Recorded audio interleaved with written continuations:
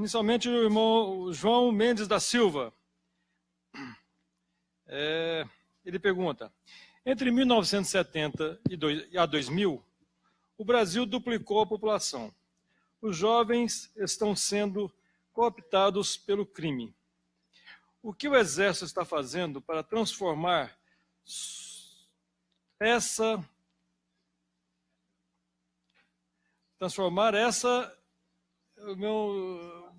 situação em patriotas? Já que a família e os políticos não fazem? Se você conseguiu compreender, eu posso repetir. Entendi. Entendeu? Entendido. Agradeço aí a pergunta, né? Vamos fazer uma digressão aqui. Desde que a gente ingressa na força, né? E quando nós chegamos nos quartéis ali, como jovem, eu cheguei como aspirante em Cruz Alta, lá no interior do Rio Grande do Sul, aos 22 anos de idade, e aí você se depara com aquela rapaziada que na época eram 3 anos mais novos do que eu, 19 anos tinham, né? Grupo que incorporava ao Exército. E nós temos um sistema de instrução militar.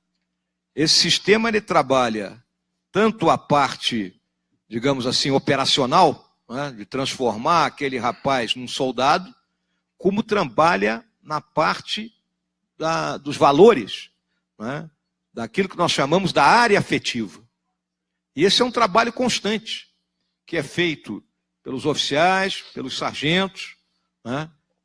Ele tem uma série de palestras, né, digamos assim, de reuniões, né, onde são debatidos esses temas, onde se procura transmitir ensinamentos que vão desde a própria história do país, da história da unidade a qual ele está pertencendo, né, discutindo sobre a cidade, sobre o Estado, né? Então existe toda uma transmissão de conhecimento para essa juventude. Agora, é óbvio que o Exército tem as suas limitações, né? Se nós fôssemos um exército de 1 milhão de homens, nós atingiríamos um público muito maior. Mas hoje, o que ocorre? Né? Nós incorporamos anualmente em torno de 70 mil jovens. São esses que fazem o rodízio dentro da força.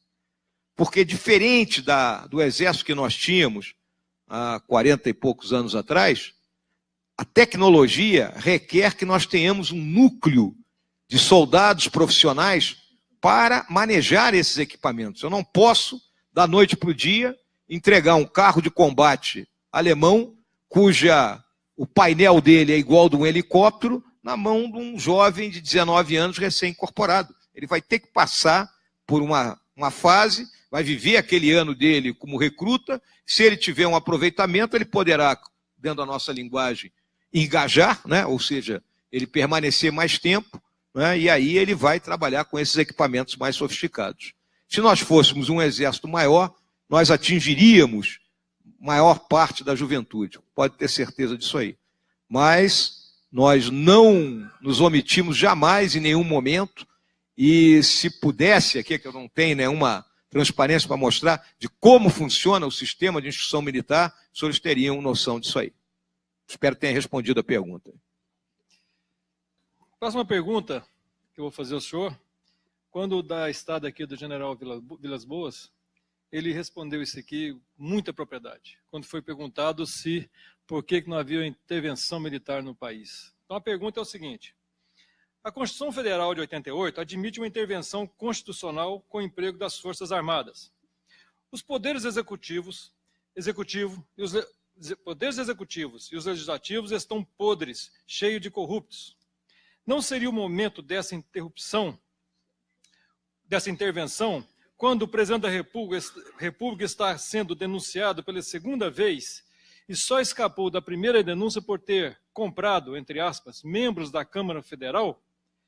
Observação: fechamento do Congresso, com convocações gerais em 90 dias, sem a participação dos parlamentares envolvidos em qualquer investigação. Gente nova. Excelente pergunta. Primeira coisa, o nosso comandante, desde o começo da crise, ele definiu um tripé para a atuação do Exército. Então, estou falando aqui de uma forma como o Exército pensa. Ele se baseou, número 1, na legalidade. Número 2, na legitimidade que é dada pela característica da instituição e pelo reconhecimento que a instituição tem perante a sociedade. E número 3, não ser o Exército um fator de instabilidade, ele manter a estabilidade do país.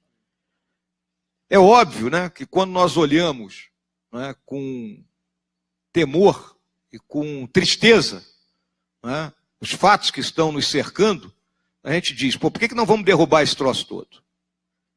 Na minha visão, né, e aí a minha visão que coincide com dos meus companheiros do alto comando do Exército, nós estamos numa situação daquilo que poderíamos lembrar lá da tábua de logaritmo, né? Aproximações sucessivas, né?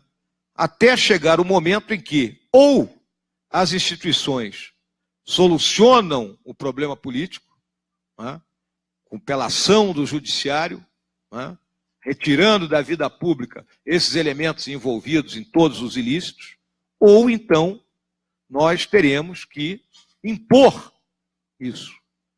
Agora, qual é o momento para isso? Não existe forma de bolo. Né? Não tem. Nós temos uma terminologia militar que se chama o Cabral, né? Uma vez que Cabral descobriu o Brasil, quem segue o Cabral descobre alguma coisa. Então não tem Cabral. Né? Não existe Cabral de revolução, não existe Cabral de intervenção. Né? Nós temos planejamentos muito bem feitos. Né? Então, no presente momento, o que é que nós vislumbramos? Né? Os poderes terão que buscar a solução. Se não conseguirem, né, chegará a hora que nós teremos que impor uma solução. E essa imposição, ela não será fácil. Né? Ela trará problemas. Podem ter certeza disso aí. E a minha geração, e isso é uma coisa que as senhoras e os senhores têm que ter consciência, ela é marcada pelos sucessivos ataques que a nossa instituição recebeu de forma covarde, muito obrigado, Ricardo, né? De forma não coerente com os fatos que ocorreram no período de 64 a 85. Né? Isso marcou a geração. A geração é marcada por isso. Né? E existem companheiros que até hoje eles dizem assim, poxa, nós buscamos fazer o melhor e levamos pedrada de todas as formas. Mas, por outro lado, né, quando a gente olha o juramento que nós fizemos, o nosso compromisso é com a nação, com a pátria, independente, né, de sermos aplaudidos ou não. O que interessa é termos a consciência tranquila de que fizemos o melhor e que buscamos, né, de qualquer maneira, atingir esse objetivo. Então, se tiver que haver, haverá. Mas hoje nós consideramos que as aproximações sucessivas terão que ser feitas. Essa é a realidade.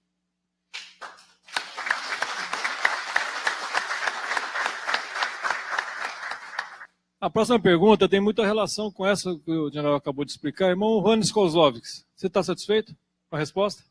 Que é basicamente o mesmo assunto, tá ok? Muito obrigado. Antônio Carlos Benício. Senhor general, na sua visão estratégica, como o senhor visualiza a questão da água no contexto mundial? A pergunta. Bom, eu toquei aqui na questão das guerras climáticas, né, e falei ali no esgotamento das fontes, né, eu coloquei fontes de energia. Né, a água, ela não deixa de ser também uma fonte de energia. Nós aqui no Brasil temos água em abundância, apesar de estar faltando em alguns lugares, né? Nós temos os aquíferos, temos aquífero na Amazônia, temos o aquífero Guarani, temos esses nossos rios caudalosos e inúmeros países no mundo, principalmente na África, seja a saariana ou a subsaariana, essas populações estão esgotando esse recurso. É um recurso que começa a sair do controle. Então, nós temos um temor muito grande, é óbvio que num futuro haja uma tentativa de colocar populações que estão em situação, né, totalmente desesperadora dentro do nosso país. Né? Então, esse problema da água é um problema sério, nós estamos vendo isso aqui no Distrito Federal. Vamos colocar uma fotografia pequena. Para quantos milhões de habitantes foi planejada isso aqui? Acredito que 1,5 milhão, 2 no máximo. Nós estamos com 3 milhões de habitantes, as fontes são as mesmas. Então nós temos que, número 1, colocar uma cultura de que a água ela tem que ser poupada, né, porque nós não temos essa cultura. E número 2, defender o grande número a grande quantidade de reservas que nós possuímos. Isso é uma tarefa das Forças Armadas. A primeira tarefa é uma tarefa do mundo político, né, do mundo, de toda a população, né, de aprender a preservar esse bem que é a água. Essa é a minha visão. Humberto Serrano. Como está a infraestrutura das Forças Armadas do Brasil? Não por seu ideal, mas por sua capacidade de combater os desmandos existentes e a sustentação da segurança de nossa pátria. Há uma visão do Exército que possa estabilizar nosso país? Eu me referi aqui, né? O Exército ele trabalha com preparo e emprego, né? O preparo é nós aprontarmos toda a nossa tropa operacional para cumprir a missão em termos genéricos, vamos colocar. Toda vez que nós tivermos uma crise, nós aproximamos aquilo que nós chamamos das tropas de pronto emprego. O que são hoje as nossas tropas de pronto emprego? São a Brigada de Infantaria Paraquedista, a 12ª Brigada de Infantaria Leve, que fica no estado de São Paulo, a Brigada de Aviação e o Comando de Operações Especiais. Então, qualquer crise, esses se aproximam primeiro e iniciam a contenção da crise. Seja ela uma garantia da lei e da ordem no Rio de Janeiro, seja um problema de fronteira na Amazônia, seja um problema de fronteira no Mato Grosso, seja uma crise de segurança pública no Nordeste. A partir daí, nós temos capacidade de preparar novas tropas e, num prazo de 3 a 4 meses, substituir as forças de pronto emprego. Essa é a nossa concepção estratégica. É dessa forma que o Exército atua. Então, para as ameaças que nós vislumbramos hoje, nós estamos preparados. Essa é a realidade.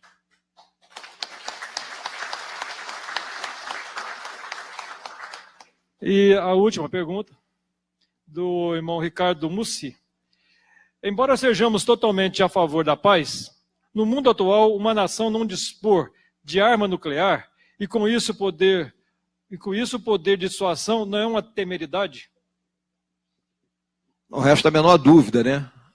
Isso aí ocorreu lá no governo do presidente Collor, quando o Brasil, né, assinou o Tratado de Não Proliferação Nuclear, se fechou lá o campo de prova de Cachimbo e nós, né, perdemos essa capacidade, né, essa produção. Apesar de, pelos trabalhos que a Marinha vem fazendo para o submarino nuclear, nós, em futuro muito próximo, temos condições de dominar todo o ciclo nuclear. E aí, senhoras e senhores, veem que a questão da Coreia do Norte, um país, se nós formos olhar no Concerto das Nações, totalmente insignificante, com uma população submetida, né, a uma ditadura feroz, mas ele tem a sua arma nuclear. E esses exercícios que ele vem fazendo, nada mais é do que aquilo que nós chamamos de dissuasão. É para mostrar que ele tem capacidade de chegar um gigante, ele tem um canivete que ele pode enfiar na barriga do gigante e o gigante vai sangrar. Nós há muito tempo lutamos, né, dentro da nossa marinha, principalmente, pelo submarino nuclear, pela capacidade de dissuasão que ele apresenta e, principalmente, se ele for dotado de armamento nuclear, né, ele se torna uma arma extremamente poderosa. Então, a realidade é que, se nós abandonamos isso, nós oferecemos um flanco, né? Essa é uma realidade, não tem como contestar isso. General, nós queremos agradecer imensamente essa noite brilhante que o senhor nos proporcionou e, sobretudo, por deixar gravado no coração e no íntimo de cada um de nós que nós devemos ter esperanças e que não estamos e não vamos caminhar sozinhos. Que nós podemos contar com as Forças Armadas em defesa da sociedade brasileira, em defesa desse nosso grande país. Para encerrar, nossa brilhante noite de hoje. Eu passo a palavra ao nosso soberano grão-mestre para suas considerações. Apenas desejar uma boa noite a todos e que o grande arquiteto do universo, que é Deus, esteja sempre presente em nossa atividade, assim como, general, protegendo o nosso querido Exército e as nossas Forças Armadas brasileiras. Obrigado. Que assim seja. Obrigado. Um abraço a todos.